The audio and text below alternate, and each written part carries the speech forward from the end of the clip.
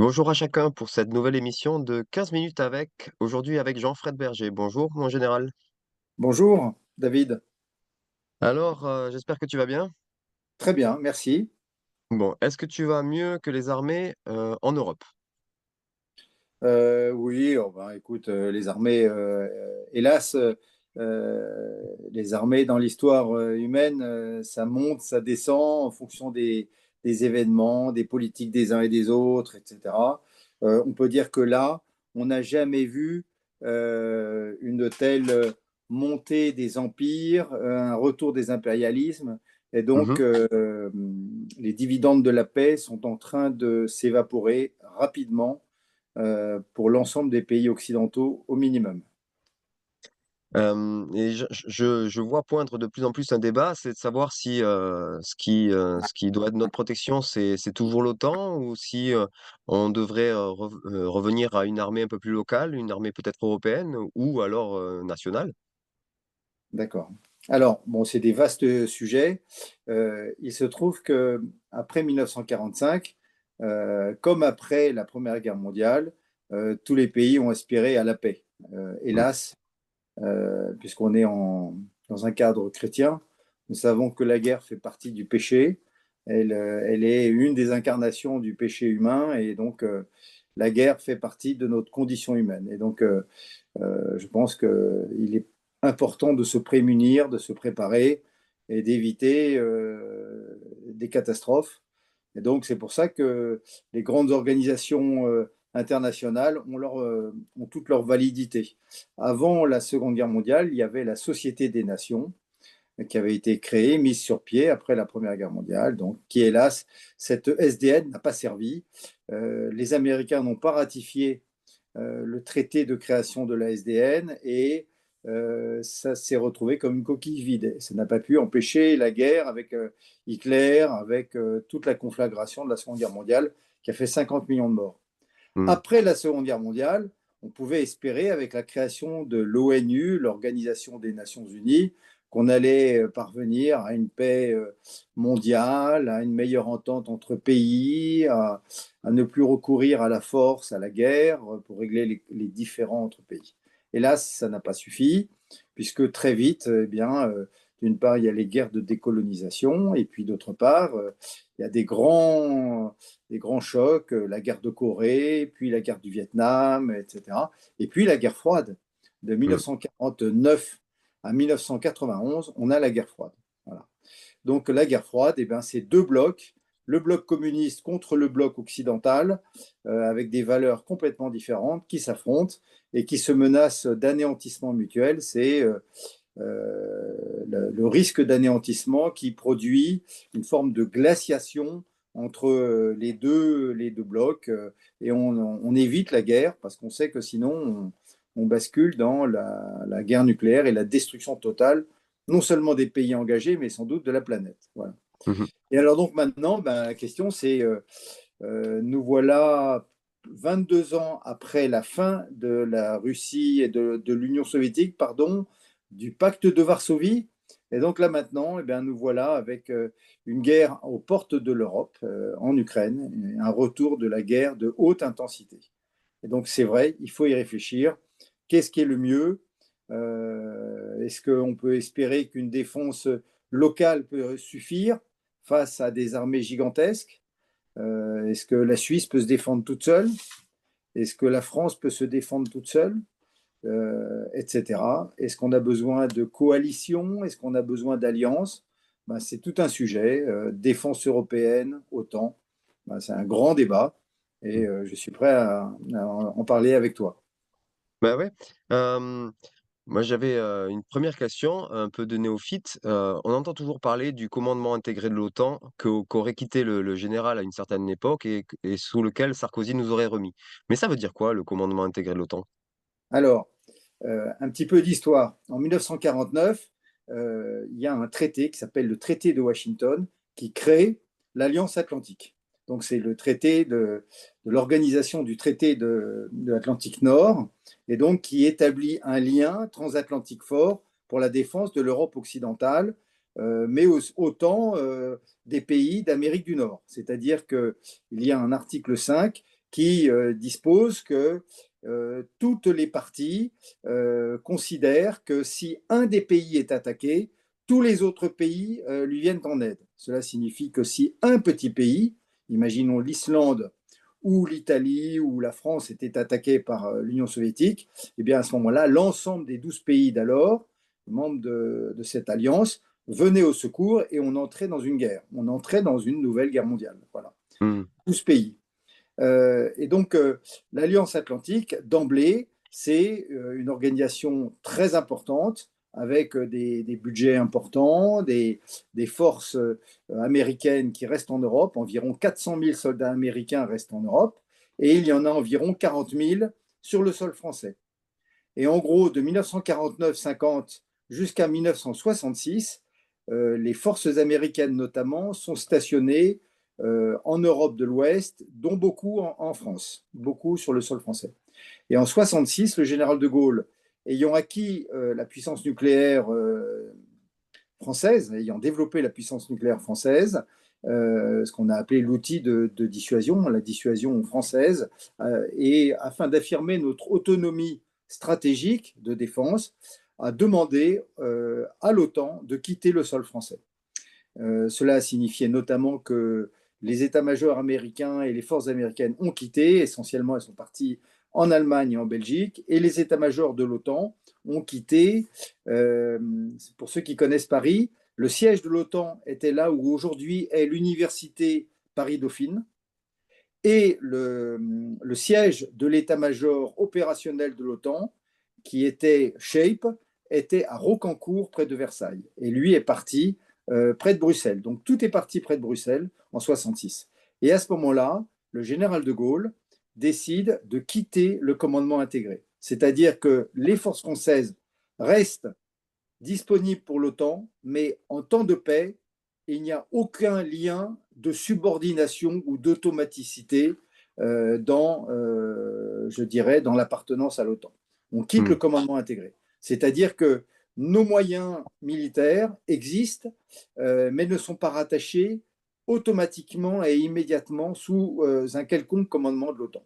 Et on Mmh. quitte la plupart des états-majors, on quitte tous les états-majors de l'OTAN et on n'y laisse que des représentations, c'est-à-dire une sorte d'ambassade composée de civils et de militaires qui, dans chaque état-major, eh bien, participe de temps en temps à certains travaux, mais on n'est absolument pas intégré dans ces gros états-majors multinationaux de l'OTAN. Voilà, commandement intégré. Alors Mmh. ensuite, en 2009, le président Sarkozy, lors du traité de Kehl, a fait réintégrer la France dans le commandement intégré. C'est-à-dire qu'on a remis 700 officiers et sous-officiers français dans les états-majors de l'OTAN et on a rejoint la structure intégrée, c'est-à-dire qu'on a remis l'ensemble des forces à disposition de l'OTAN et on a mis des officiers, des généraux, et c'est comme ça que moi-même, en tant que général, j'ai passé 7 années dans l'OTAN. J'ai été en Allemagne, en Norvège et à Naples, successivement. Et donc, j'y ai participé, j'y représentais la France, j'y prenais en compte les intérêts français, mais j'étais sous les ordres d'un amiral américain, par exemple à Naples, mais j'avais sous mes ordres 7 à 8 généraux de différents pays, et je leur donnais des directives ou des ordres qu'ils devaient appliquer, même s'ils étaient allemands, américains, turcs, britanniques, néerlandais, italiens, etc. Voilà, donc Mmh. c'était un commandement intégré multinational. Ça marche et du coup, dans ce commandement, qui dirige? Parce qu'il y a toujours qu'une seule tête, au final? Alors, c'est pas tout à fait exact parce que la règle dans cette alliance, c'est une alliance strictement défensive, absolument pas offensive, strictement défensive, qui a pour but de défendre la démocratie, je dirais, les valeurs démocratiques et la paix dans la zone Atlantique Nord, c'est-à-dire États-Unis, Canada et Europe. Voilà. Et donc, la règle qui prévaut, c'est la règle du consensus. Donc, il faut l'unanimité des États pour des grandes décisions. Et donc, il y a un Conseil de l'Atlantique Nord où siègent parfois tous les chefs d'État ou, à défaut, les ministres de la Défense ou les ministres des Affaires étrangères de tous les pays.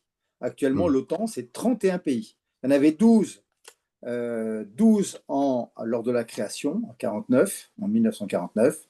Il y en avait 16, à ma connaissance, à mon souvenir, en 91, lors de la fin de l'Union soviétique. Et maintenant, on en est à 31 membres. Voilà. Mmh. Et donc, il faut que tous les pays soient d'accord. Et en aucun cas, c'est un pays qui décide pour les autres.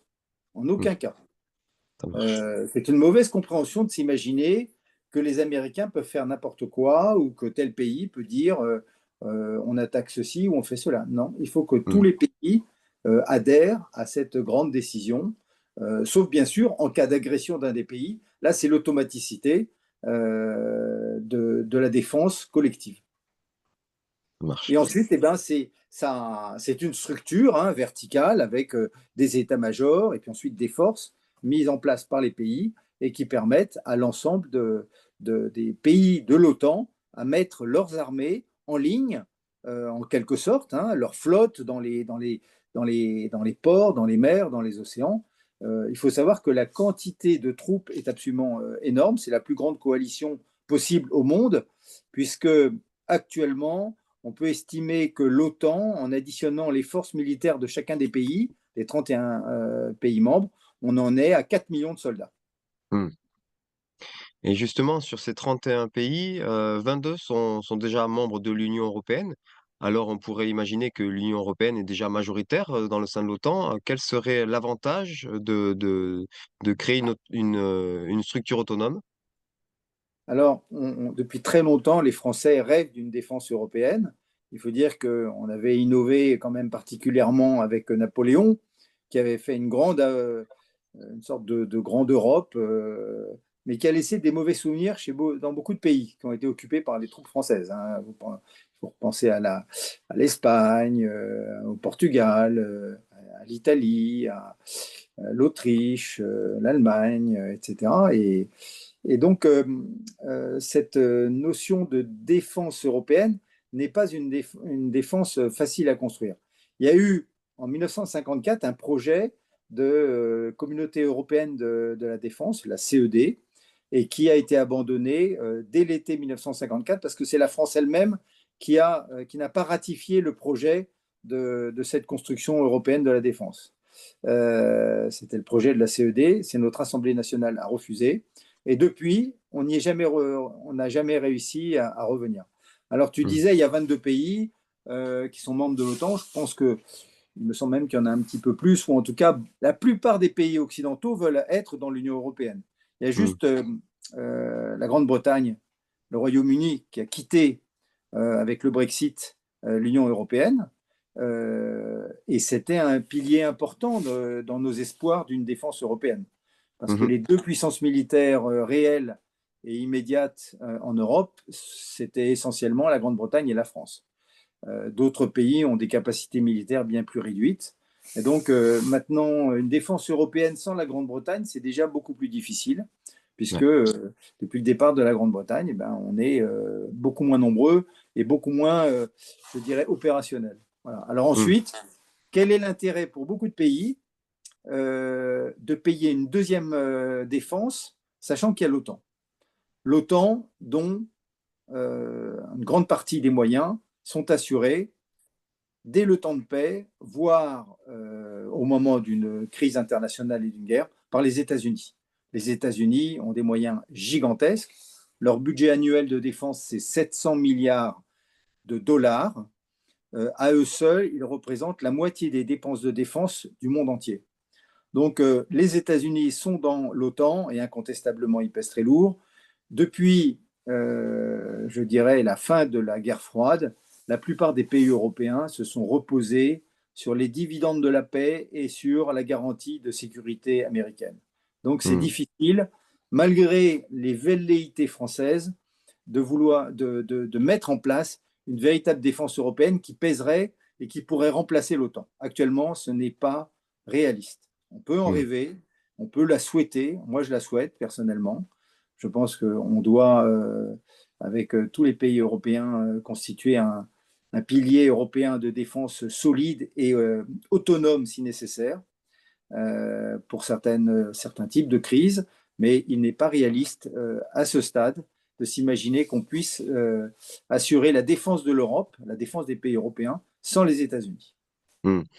Mais je te réinviterai pour parler un peu plus budget parce qu'il y a quand même des choses à dire sur ce sujet-là et on n'aurait pas le temps dans la minute qui nous reste. Mais pour terminer, tu connais mon insolence, donc je vais pas y louper. Hem, Tu parlais du fait que c'était les États-Unis qui apportaient la plus grosse part du budget. Est-ce que c'est pas normal dans une rapport, de vassalité de suzerains? Puisque si je refais un petit peu d'histoire, quand ils sont venus le débarquement, l'opération, c'était Overlord, qui veut dire suzerain et le suzerain doit protection à ses vassaux. Donc est-ce que c'est pas normal que ça soit les Américains qui payent la plus grosse part, de cette protection? Oui, où on pourrait retourner les choses, on pourrait aussi dire, puisqu'il paye la plus grosse part, il est donc normal qu'il commande. Alors, quelque part, c'est vrai que c'est eux qui commandent, puisque le général Sacker, qui est le général qui commande l'ensemble des forces alliées en Europe, Supreme Allied Commander in Europe, Sacker, c'est toujours un général américain. C'est Mmh, toujours un général américain. Pourquoi? Ben parce que c'est les Américains qui ont le plus grand nombre de forces. Donc, on peut le regretter, mais l'armée française est toute petite par rapport à l'armée américaine. Je vais donner deux bien sûr. chiffres. Euh, en nombre de soldats, l'armée américaine, c'est environ 1,5 million soldats. La France, par exemple, c'est 200 000. On est à peu près à 200 000 soldats. Mmh, Deuxièmement, les chiffres en armes nucléaires. Euh, Face à la Russie. La Russie a 6 000 armes nucléaires. 6 000. On peut espérer que toutes ne sont pas opérationnelles, mais en tout cas, ils affichent 6 000. L'OTAN, c'est 6 000 armes nucléaires aussi, dont environ 3 500 armes américaines. Et vous rajoutez ensuite les armes françaises et les armes britanniques. Donc au total, euh, il me semble que les armes américaines, à elles seules, représentent l'essentiel de l'armement nucléaire en cas mmh, de conflit, par exemple, avec la Russie. Alors j'espère que jamais ces armes nucléaires ne seront utilisées. Je rectifie, c'est près de 6 000 en fait. Les mmh, armes américaines sont près de 6 000 aussi. ouais, Et nous, la France en a environ 290 mmh, et les Britanniques 225. ça Voilà. marche. Donc, ces deux chiffres montrent le poids relatif entre ce que les pays dépensent, entre ce qu'ils ont comme soldats, entre ce dont ils disposent en armement et aussi en grand transport stratégique, c'est-à-dire des gros avions capables de transporter des armées gigantesques en quelques jours ou semaines. Nous, on a très peu d'avions. Les Américains, ils en ont des centaines, des Mmh, B-52, etc. Des bombardiers stratégiques qui sont franchement gigantesques. Hein. Il suffit de voir un B-52 ou les gros avions de transport stratégique qui s'appellent les C-17 ou la taille des porte-avions. La France a un porte-avions, le Charles de Gaulle. Les États-Unis en ont 10. Et chaque mmh, porte-avions américain fait 2 fois la taille du nôtre. Nous, on porte, je crois, 35 ou 36 avions. Un porte-avions américain, c'est 80 avions. Voilà. Donc, ouais, ils en ont.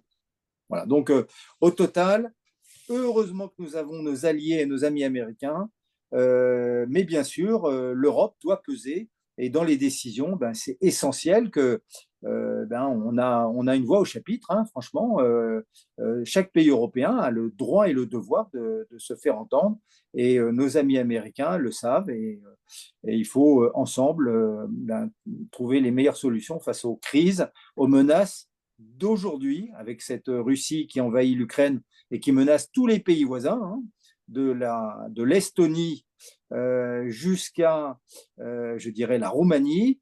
Eh bien, il faut considérer que, Dieu merci, nous avons nos amis américains. Mais bien sûr, c'est une affaire collective et on doit être strictement défensif. mmh. Très bien. Eh bien, on pourra reparler de ça, parce que tout ça représente de l'argent. Il faudra quand même qu'on en parle parce que c'est quand même le nerf de la guerre, comme, dit si bien Exactement. l'expression française. Ça coûte Alors, beaucoup. merci beaucoup d'être venu encore aujourd'hui et à très bientôt pour ce nouveau sujet. D'accord. À très bientôt, David. Au revoir.